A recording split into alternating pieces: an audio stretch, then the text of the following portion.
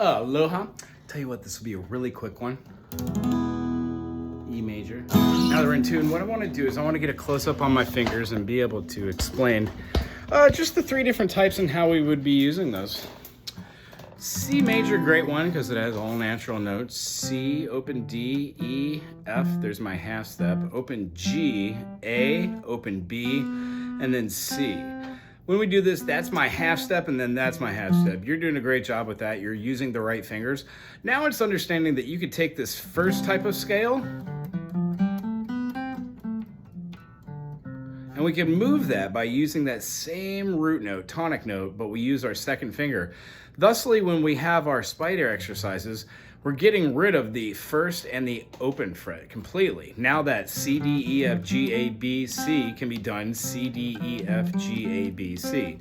Third fret, second finger, fourth finger, fifth fret, first finger, second fret, second finger, third fret, fourth finger, fifth fret, first finger, second fret, third finger, fourth fret, and then half step to the fifth fret for the fourth finger. C, D, E, F, G, A, B, C. So when we're working our scales, the next one would start with the first finger, thusly going up. This doesn't exactly have the 1, 2, 3, 4 as our half step diatones do for our spidey exercises.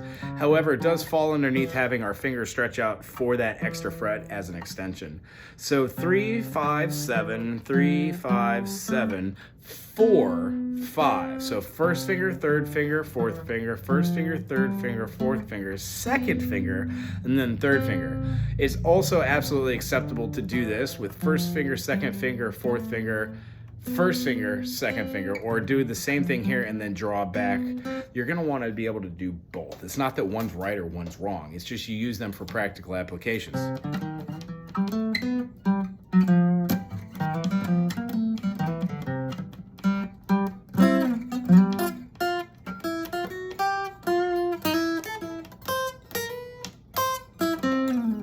We use the different feelings of going up and going down, and it's about, I'm just doing the same notes down here on a different string. So part of the pleasure that we have is playing do, re, mi, fa, sol, la, ti, do, 1, 2, 3, 4, 5, 6, 7, 1, 1, 2, 3, 4, 5, 6, 7, 1, 1, 2, 3, 4, 5, 6, 7, 1. Let's say we wanted to skip our Dorian and we wanted to skip our Phrygian, but we wanted to go directly to our Lydian. Well, in the key of C, C, D, E, F, on the instrument, we would have the rest of our C major scale. C, D, E, F, G, A, B, C, D, E, F, G, A, and then if we wanted to, B, C. But we're not gonna go up those last three, just for the fact is when we're doing our second fingering exercise, and we get to here, we could either go to this note or we could go to that note. I tend to find this note being a little simpler and puts me in a better position to go up further. So what you're seeing here is a different way to move our fingers around that's eventually going to lead us to the point where we get to choose in real time which way we want to go. Knowing that when we're moving around melodically, we move around in structures that are either flowing, legato,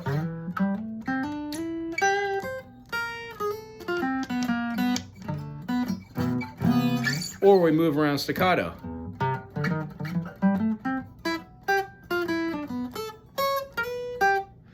Either way, you could have a combination.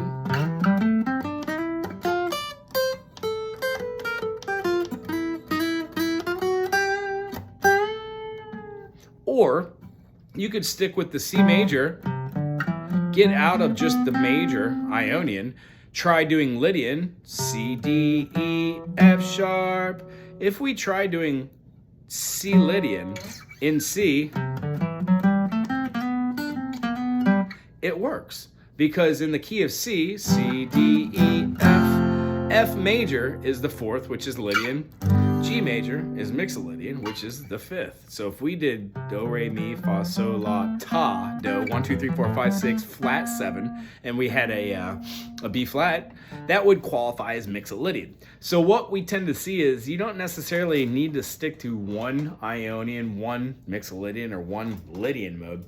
You can flow intermittently between all of those. So if our progression is like a 2-5-1 in the key of C, we would have D minor, we would have G major, and we would have C major.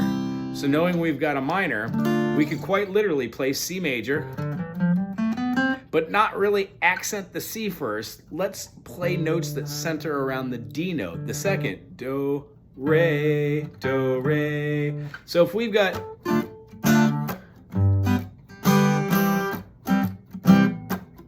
D minor to G major to C major, I could use that D minor, that D Dorian is C major. I'm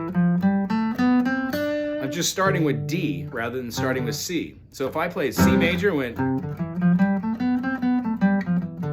cool, but if I play D minor,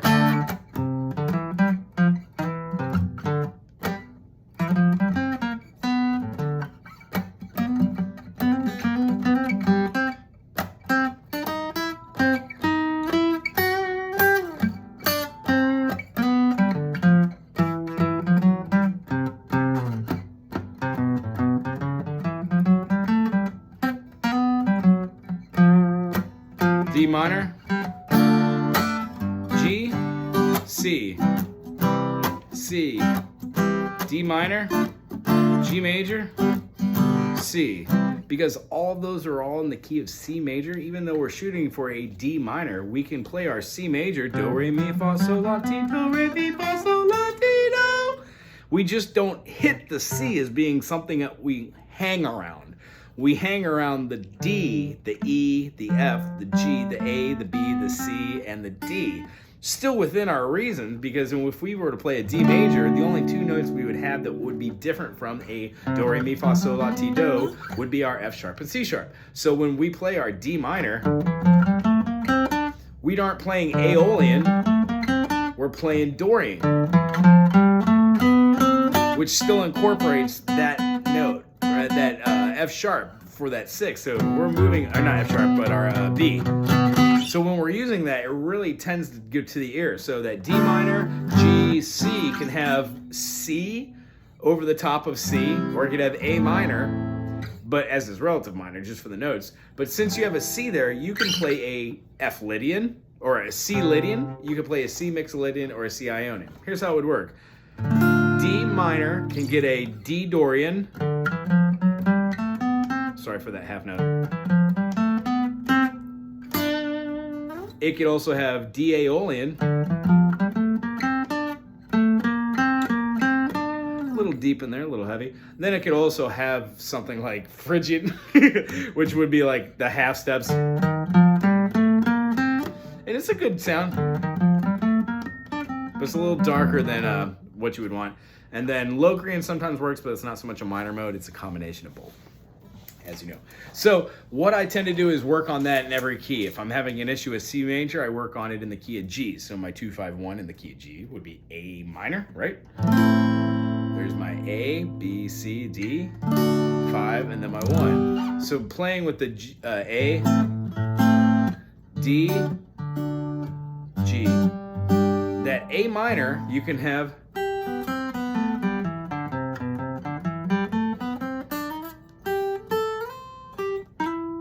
all the notes that are in C major.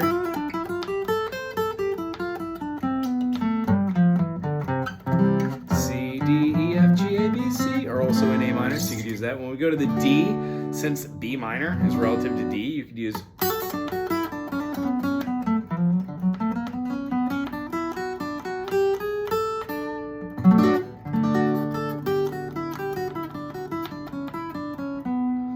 and see how these movements that I'm doing are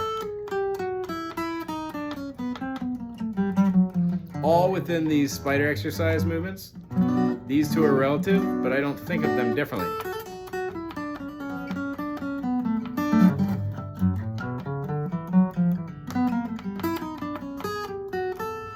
They tend to come out more when I'm trying to doodle around, but for the purpose of watching where my fingers go, they all stay between there. So the end all take all of this is, if you play a C major, do, re, mi, fa, sol, la, ti, do, you could play it C major, do, re, mi, fa, sol, la, ti, do, and do, re, mi, fa, sol, la, ti, do.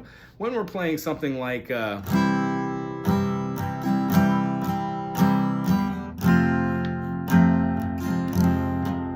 C major to an F major to an F minor, you can hear the major, you know.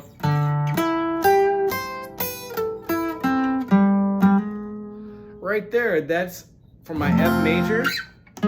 But since I know that this note is a flat 5, I can hit that.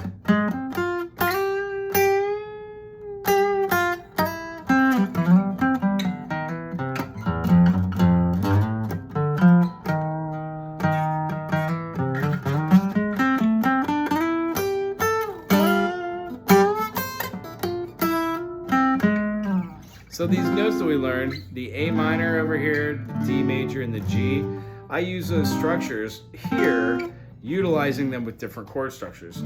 So I don't see these as being locked below the 5th fret using just a G here. I see if I scoot this up, all I'm missing is my bar at the 1st fret. So it would make sense to me to play all my Gs like this now, and then have my finger ready to bar it, so I can play a G sharp and an A. I know you don't like bar chords either, but it does show you where the pentatonics are. Major, minor.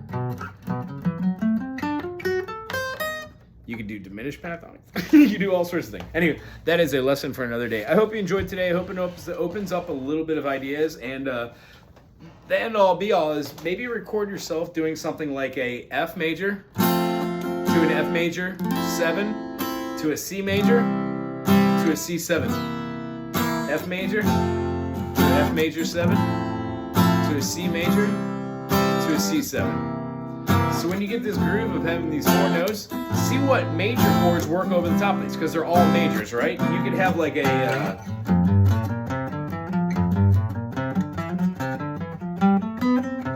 that's the 7 notes that fills up everything. Why not have like a 3-note run? Here would be a 3-note run.